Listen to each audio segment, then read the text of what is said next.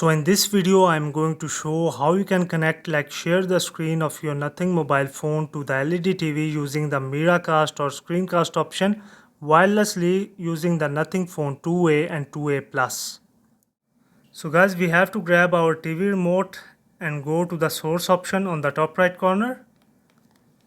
And then we have to find Miracast. After finding Miracast, we'll just click on it. And it's saying it's ready to connect, so we'll just grab our mobile phone and go to the settings of our mobile phone, and here you can see the connected devices option. We'll click on it, and then we'll go on the connection preferences option, click on that one, and here you can see the third option of cast. We'll just click on it, and here you can see the option of hire TV. We'll just click on it. And right now it's connecting, but I will show you another option through which you can connect to your smartphone.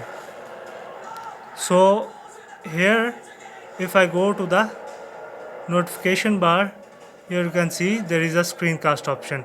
So I hope you like the video. If you like the video, please hit the like and subscribe button. Thanks for watching.